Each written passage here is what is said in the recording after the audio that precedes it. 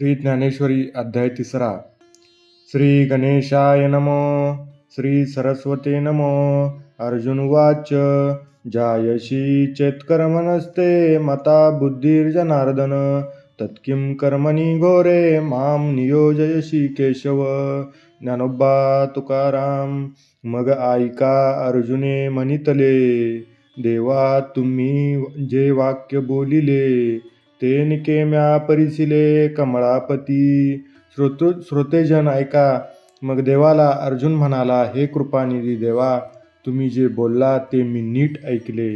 ते तर कर्म आणि करता उरेची ना पाहता. ऐसे मत तुझे श्री अनंता निश्चित जरी. ब्रह्मस्थितीत कर्म आणि करता हे काही उरतच नाही, असे जर तुमचे निश्चित मत आहे, तर मग देवा, तरी माते केवी श्रीहरी. मनसी पार्था संग्रामू करी. ये लाजशी ना महाघोरी कर्मी सुता. तर मग देवा, अर्जुना, युद्ध कर असे मला का म्हणता? हे युद्धरूपी भयंकर कर्म मजकडून करविताना तुम्हाला कसा संकोच वाटत नाही? हा गा कर्म तूची अशेष, निराकरीशी निशेष. तरी मज करवी हे हिंसक का करविशी. तुम्हीच ब्रह्मस्थितीचे ठिकाणी कर्माचा निशेष निराश आहे असे जर म्हणता, तर हे हिंसात्मक कर्म माझ्याकडून का करविता? तरी हेची विचारी ऋषिकेशा, तू मानू देशी कर्मलेशा. आणि येसनी हे हिंसा करवितो आहासी. भगवंता, तेव्हा याचाच विचार कर. तू आत्म्याच्या ठिकाणी कर्माचा लेशही नाही म्हणतोस आणि अशा प्रकारची हिंसा माझ्याकडून करविण्याचा प्रयत्न करतोस. श्लोक. व्यामिश्रेणेव वाक्येन बुद्धिं मोहयसीव मे. तदेकं वद निश्चित्य येन श्रेयोऽहमाप्नुयाम. ज्ञानोबा तुकाराम. देवा, तू वाची ऐसे बोलावे, तरी आम्ही नेनती काय करावे. आता संपले मनपा आगवे विवेकाचे. तुझ्यासारख्याने जर देवा असे संदिग्ध बोलावे, तर आम्ही अज्ञानाने काय करावे? असे वाटते की आता माझ्या ठिकाणी विवेक उत्पन्न होण्याची आशाच नाही. हा गा उपदेश जरी ऐसा, तरी अपभ्रंशु तो कैसा. आता पुरला आम्हा दिवसा आत्मबोधाचा. अशा संदिग्ध बोलण्याला जर उपदेश हे नाव द्यावे, तर भ्रम उत्पन्न करणारे दुसरे बोलणे कोणते राहू शकेल? अशा उपदेशाने आत्मबोध होईल असा भरवसा कधीच बाळगता येणार नाही. वैद्यूक पथ्यवारुणी जाये, मग जरी आपणची विष सुये. तरी रोगिया कैसे निजिये सांगे मज. वैद्य पथ्य सांगून जाऊन पुन्हा आपणच जर विष देईल, तर रोगी कसा जिवंत राहणार हे तूच मला सांग. जैसे आंधळे सुईजे आव्हाटा, का माजवन दिजे मरकटा. तैसा उपदेश हा गोमटा ओढवला आम्हा. ज्याप्रमाणे आंधळ्याने आडमार्गाने जावे किंवा वानराला दारू पाजावी, त्याप्रमाणे या तुझ्या उपदेशाने माझ्या ठिकाणी विपरीत झाले आहे. मी आधीची काही नेने, वरी कवळिलो मोहे येणे. श्रीकृष्णा विवेकू या कारणे पुसिला तुझ. पहिलेच मी अत्यंत अज्ञानी आहे, त्यात पुन्हा स्वजनांच्या मोहाने ग्रस्त झालो आहे. म्हणून तू मला योग्य विचार सांगशील असे वाटून तुला मी या प्रसंगी योग्य काय हे विचारले.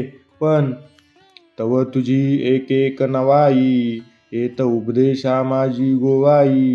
तरी अनुसरलिया काही ऐसे कीजे. पण तुझे एक एक आश्चर्यच आहे. तुझ्या उपदेशामध्ये गुंतागुंतच दिसून येते. तू सांगशील तसे करावे असे ठरवणाऱ्या आमच्याशी तू असे का करतो आहेस? आम्ही तनु मनु जीवे, तुझ्या बोला ओटंगावे. आणि तू आची ऐसे करावे, तरी सरले मन. आम्ही काया वाचा मनाने तुझे वचन प्रमाण मानावे, आणि तूच असे करावे म्हणजे सर्व कारभार आटोपलाच. आता ऐशिया परी बोधिशी, तरी निके आम्हा करीशी. एत ज्ञानाची आस कायशी. अर्जुन म्हणे. अर्जुन म्हणतो, देवा, आता अशाच अनिश्चितपणे बोध करून आम्हाला कल्याणाचा मार्ग दाखवावयाचा असेल, तर येथे विवेक ज्ञानाची काय आशा राहील? तरी ये जाणीवेचे तरी सरले, परी आणिक एक असे जाहले, जे थिते हे ढवळले मानस माझे. अशा उपदेशात निश्चित मार्ग कळण्याची आशा तर राहिलीच नाही. उलट तुमच्या उपदेशाने माझ्या मनाचा आणखी जास्त गोंधळ उडाला. हे हे एक अधिक झाले. तेवीच श्रीकृष्णा आहे तुझे, चरित्र काही नेनिजे. जरी चित्त पाहशी माझे येणे मिशे. त्याचप्रमाणे देवा, तुझी लीलाही मला काही समजत नाही. तू या निमित्ताने माझे चित्त पाहतोस की काय? ना तरी झकवित्वा हासी माते, की तत्वची कतिले ध्वनिते. हे अवगमिता निरुते जाणवेना. किंवा थापा मारून टाळाटाळी करतोस, अथवा गुप्त रीतीने तात्विक विचारच मला सांगतोस, हे खरोखर काही मला कळत नाही. म्हणून ऐके देवा, हा भावार्थ आता न बोलावा. मज विवेकू सांगावा मराठाजी. म्हणून देवा, ऐक, असे गुप्त भावार्थाचे बोलणे पुरे कर आणि मला समजेल अशा प्राकृत मराठी भाषेत योग्य विचार मला सांग. मी अत्यंत जड असे, परी ऐसा इनके परियेसे. श्रीकृष्णा बोलावे तू ऐकतैसे एकनिष्ठ. देवा, मी अत्यंत मूढमती आहे, पण अशाही मंदमती मला समजू शकेल अशा रीतीने निश्चित एक विचार सांग. देखे रोगा ते जिनावे, औषध तरी देयावे. परी ते अतिरुच्च भावे मधुर जैसे. रोग जिंकला जाईल असे औषध द्यायचे असेल तरी ते गोड लागेल व अतिरुचकर राहील असे असावे. तैसे सकळार्थ भरित, तत्व सांगावे उचित. परी बोधे माझे चित्त जया परी. ज्या योगे माझ्या चित्ताला बोध होईल व समाधान पावेल असा सर्व अर्थाने पूर्ण भरलेला योग्य विचार तू मला सांग. देवा, तुझैसा निज गुरु, आजी आरती धनी कान करू. येत भीड कवनाची धरू, तू मायामुची. देवा, तुझ्यासारखा सर्वज्ञ श्रीगुरु मला प्राप्त असताना मी आपली इच्छा पूर्ण का करून घेऊ नये? तू आमची प्रेमळ आई आहेस, मग येथे संकोच करण्याचे कारण तरी काय? आगा कामधेनुचे दुबते, दैवे झाले जरी आपेते. तरी कामनेची का तेते वाणी कीजे. सुदैवाने आपल्या घरी कामधेनूचे सर्व इच्छा पुरवणारे दुभते जर प्राप्त झाले तर इच्छा करण्यास का संकोच करावा? जरी चिंतामणी हाता चढे, तरी वांचेचे कवन साकडे.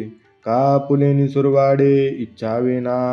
जर कदाचित आपल्या हाती चिंतामणी लागला तर मनोरथ पूर्ण होण्याला काय अडचण पडेल? मग आपल्या इच्छेप्रमाणे का मागू नये? देखा अमृत सिंधू ते ठाकावे, मग तहानाची जरी फुटावे. तरी साया सुका करावे मागील ते. हे पहा देवा, आपण प्रयत्न करून अमृताच्या समुद्रावर गेलो आणि तेथेही जर यथेच्छ अमृत प्राशन करून तहान भागवली नाही, तर तहानेचे दुःख भोगीत राहिलो, तर अमृताच्या सागरावर येण्याचे कष्ट कशाला केले? तैसा जन्मांतरी बहुती, उपाशिता श्री लक्ष्मीपती. तू दैवे आजी हाती झालाशी जरी. त्याप्रमाणे हे श्रीकृष्णा, मागील अनेक जन्मात केलेल्या तुझ्या उपासनेने तू आज आमच्या सुदैवाने आम्हाला जर प्राप्त झाला आहेस, तरी आपुलिया सवेशा कान मागावाशी परेशा. देवा, सुकाळू हा मानसा पाहला असे, तर मग आपल्या इच्छेप्रमाणे तुझ्यापाशी का मागू नये? देवा, तुझी प्राप्ती म्हणजे माझ्या मनाला अत्यंत सुकाळ वाटतो. देखे सकळार्तीचे जियाले, आजी पुण्य यशाशी आले. हे मनोरथ झाले विजयी माझे. तुझ्या प्राप्तीमुळे माझ्या सर्व इच्छांना चेतना लाभली. माझ्या अनेक जन्माचे पुण्य सफल झाले आणि माझे सर्व मनोरथ पूर्ण यशस्वी झाले. जी जी परममंगळधामा, सकळ देवो देवोत्तमा. तू स्वाधीनाजी आम्हा म्हणून या सर्वांचे कारण एकच आहे. सर्व मंगलांचे माहेरघर, सर्व देवांचा देव असा जो तुझा महिमा आहे, तो तू आमच्या स्वाधीन झाला आहेस. जैसे मातेच्या ठाई अपत्या अनवसरू नाही, सन्याला गुणी पाही जियापरी. ज्याप्रमाणे स्तनपान करणाऱ्या मुलाला स्तनपान करण्याकरिता काळवेळाचे बंधनही ठेवित नाही, त्याप्रमाणे देवा, तैसे देवा तुते कुशीज तसे आवडे ते. आपले निहारते कृपानिधी. त्याप्रमाणे देवा, तू कृपानिधी आहेस, म्हणून माझ्या मनाला जे जे पुसावेसे वाटेल ते ते मी इच्छेप्रमाणे तुला विचारतो. तरी पारत्रिकी हित आणि आचरिता तरी उचित, ते सांगे एक निश्चित पारतू म्हणे. तरी मेल्यावर सद्गती देणारे व इहलोकाती आचरण्याला योग्य जे असेल ते एक निश्चित सांग, असे अर्जुन म्हणाला. श्लोक श्री भगवान उवाच. लोकेस्मिन् द्विविधा निष्ठा पुरा प्रोक्ता मया नग, ज्ञानयोगेन सांख्यानां कर्मयोगेन योगिनां, ज्ञानोबा तुकाराम. या बोला श्री अच्युतू म्हणतसे विस्मितू, अर्जुना हा ध्वनितू अभिप्रायो. असे अर्जुनाचे भाषण ऐकून भगवान श्रीकृष्ण आश्चर्ययुक्त हसून म्हणाले, अर्जुना, माझ्या बोलण्यात हे इंगित होते किंवा हा गुप्त अभिप्राय होता? जे बुद्धियोगू सांगता सांख्यमत संस्था, प्रगटली स्वभावता प्रसंगी आम्ही. तुला मी बुद्धियोगच सांगत होतो, पण त्या प्रसंगाने स्वभावतात सांख्यमत निष्ठाही सांगण्यात आली. तो उद्देश तू नेनशीची, म्हणून क्षोभला शिवायाची.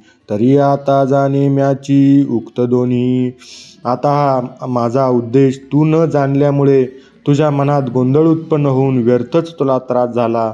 पण हे दोन्ही मार्ग मीच सांगितले आहेत, एवढे आता लक्षात असू दे. अवधारी वीरश्रेष्ठा, हे लोकी या दोन्ही निष्ठा, मजची पासूनी प्रगटा अनादिसिद्धा. हे वीरामध्ये श्रेष्ठ असलेल्या अर्जुना, या लोकामध्ये ज्ञाननिष्ठा व कर्मयोगनिष्ठा अशा ज्या दोन निष्ठा दिसतात त्या अनादी काळापासून चालत आलेल्या आहेत, हे पक्के ध्यानात ठेव. एकू ज्ञानयोगू म्हणजे जो सांख्यी अनुष्ठिजे, जेत ओळखी सवे पाविजे तद्रुपता. एक ज्ञानयोग जो आहे तो सांख्य म्हणजे आत्मविचार करणारे जे आहेत त्यांनी आचरावयाचा असून या ज्ञानमार्गाने आत्मस्वरूपाची ओळख होते व पुरुष आत्मरूप होतो. एकू कर्मयोगू जाण, जेत साधक जन निपुण, होऊन या निर्वाण पावती वेळे. आणि दुसरा एक जो कर्मयोग आहे त्या मार्गाने जाणारे साधक पुरुष त्या मार्गात निष्णात होऊन काही काळाने पूर्णावस्थेला पोचतात. हे मार्गू तरी दोन्ही, परी एकवटती निधानी.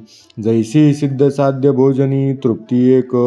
ज्याप्रमाणे आयता स्वयंपाक तयार झाला असता जेवण केले किंवा स्वतः स्वयंपाक करून जेवण केले तरी दोहोंनी होणारी तृप्ती एकच असते, त्याप्रमाणे ज्ञानयोग व कर्मयोग हे दोन मार्ग असले तरी शेवटी एकाच ठिकाणी मिळतात. का पूर्वापर सरिता भिन्न दिसती पाहता, मग सिंधू मिळणी ऐक्यता पावती सेकी. किंवा पूर्ववाहिनी व पश्चिम वाहिनी अशा दोन नद्या वाहतात, भिन्न दिसल्या तरी समुद्रास मिळाल्यावर एकरूपच होतात. तैसी दोन्ही मते सुचिती एका कारणाते, परी उपास्थिते योग्यते अधीनसे. त्याप्रमाणे कर्मयोग व ज्ञानयोग ही दोन्ही मते सर्वांचे कारण जे परब्रह्म त्या कारणालाच शेवटी सूचित करतात, पण त्यांचे आचरण मात्र योग्यतेवर अवलंबून आहे. देखे उपलवना सरिसा, पक्षी फळाशी झोंबे जैसा, सांगे नरू केवी तैसा पावे वेगा. अर्जुना, असे पहा, पक्षी उडून एकदम फळाला झोंबतो तसे त्या वेगाने एकदम मनुष्याला फळ हस्तगत करता येईल का? तो हळूहळू ढाळे ढाळे केवतेनी एके वेळे, तया मार्गाचे निबळे निश्चित ठाकी. तो हळूहळू एका फांदीवरून दुसऱ्या फांदीवर अशा क्रमाक्रमाने जात जातच पण निश्चित फळाला प्राप्त होतो.